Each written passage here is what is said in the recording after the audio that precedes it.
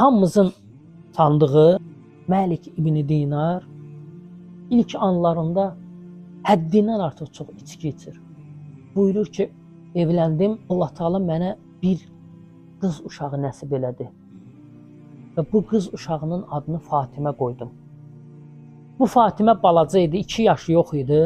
Amma nə vaxtı ki, içmək istəyirdim, bu Fatimə gəlirdi, qədəhi mənim əlimdən almağa çalışırdı. Ancaq mən yenə də içirdim. Qızıma da, Fatiməyə də çox bağlı idim.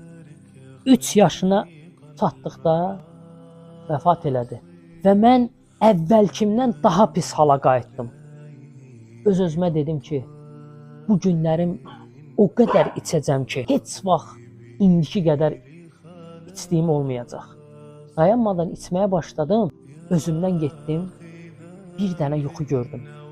İnsanlar məhşərə toplaşıblar. Ey filankəs oğlu filankəs, Cəbbarın qabağına gəl, huzuruna gəl. Qorxu içindəydim, vahimə içindəydim. Sonra mənim adımı səslədilər. Məlik İbn Dinar gəl, Cəbbarın qabağına çıx. Və qabaqdan böyük bir ilanın, əzəmətli bir ilanın mənim üzərimə gəldiyini gördüm. Qaçmağa başladım. Və gördüm ki, qabağımda böyük bir od var. Və buyurdum ki, mən oda daxil olmaq üçünmü bu ilandan qaçıram? Təzədən qaçmağa başladım. Təpəyə doğru qaçmağa başladıqda gördüm ki, orada çoxlu uşaqlar var. Və uşaqlar qışqırırlar ki, ey Fatimə, ey Fatimə, get atana kömək elə. Atan dardadır.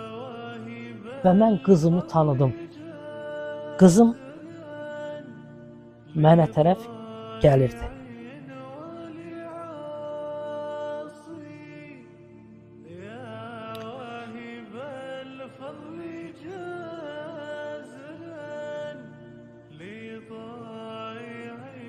Üç yaşındakı qızım mənə tərəf gəldi. Sağ əli ilə məni tutdu və sol əli ilə də ilanı dəf elədi. O yenə də əvvəlki kimi mənim dizimin üstündə oturdu və buyurdu ki, ey atacan, iman gətirənlərin qəlblərinin Allahı zikr etməsi üçün yumşalması vaxtı gəlib çatmadı mı? Bu da ayədir. Ələm yə'ninillədinə əmənu ən təxşə qulubuhum zikrillah. Bu ayəni oxudu qızım. Və mən qəfil yuxudan qorxaraq ayıldım və ailə qışqırırdım ki, çatdı, vaxt çatdı, vaxt çatdı. Tövbə etmək üçün sübh namazına getdim. Məscidə girdikdə namaz artıq başlamışdı və gördüm ki, imam Ələm yə'ninillədinə əmənu ən təxşə qulubuhum zikrillah ayəsini oxuyur. Həmin ayəni. İman gətirənlərin qəlblərinin Allahın zikri üçün yumşalmasının vaxtı gəlib çatmadı mı? Hədid 16-cı ayəni oxuyur.